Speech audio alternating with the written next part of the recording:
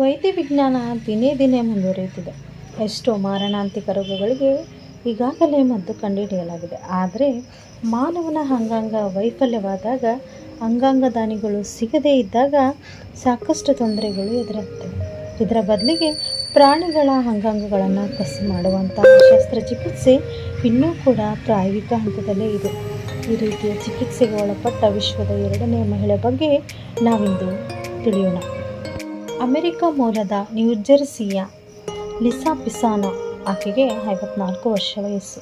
ಅದಾಗಲೇ 2 ಕಿಡ್ನಿಗಳು ವಿಫಲಗೊಂಡಿದ್ದವು. ಹೃದಯ ವೈಫಲ್ಯವೂ ಕೂಡ ಆಗಿತ್ತು.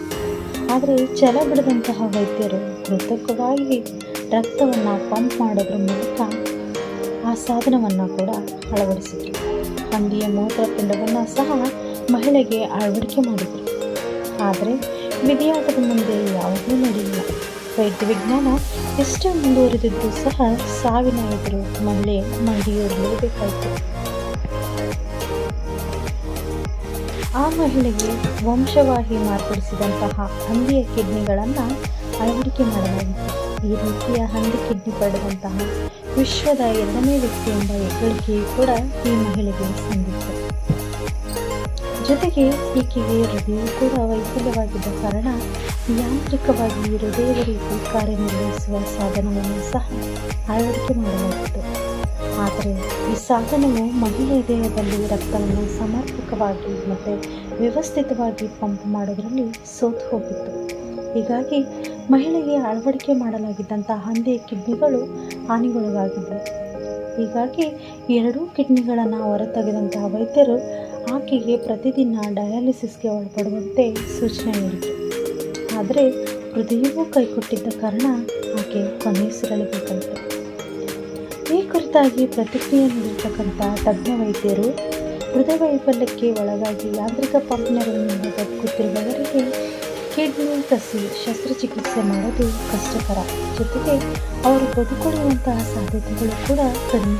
ಹೀಗಾಗಿ ಮಹಿಳೆಗೆ ಅಳವಡಿಕೆ ಮಾಡಲಾಗಿದ್ದ ಕಿಡ್ನಿಗಳು ಹಾನಿಗೊಳಗಾಗುವ ಜೊತೆಯಲ್ಲೇ ಆಕೆಯ ಹೃದಯ ಕೂಡ ವಿಫಲವಾಗಿದೆ ಅಂತ ಹೇಳ್ತಾರೆ. ಸಾಮಾನ್ಯವಾಗಿ ಹೃದಯ ಹಾಗೂ ಕಿಡ್ನಿ ಎರಡೂ ವಿಫಲವಾದಂಥ ಸಂದರ್ಭದಲ್ಲಿ ರೋಗಿ ಶಸ್ತ್ರಚಿಕಿತ್ಸೆಗೆ ಒಳಗಾಗುವುದು ಹಾಗೂ ಬದುಕುಳಿಯುವ ಸಾಧ್ಯತೆ ತುಂಬ ಕಡಿಮೆ. ಆದರೆ ಲಿಸಾ ಅವರು ಹಂದಿಯ ಕಿಡ್ನಿಯನ್ನು ಕಸಿ ಮಾಡಿಸಿಕೊಳ್ಳೋಕ್ಕೆ ಮುಂದೆ ಬರ್ತಾರೆ. ಇದೊಂದು ರೀತಿಯ ಪ್ರಯೋಗವೇ ಹೌದು.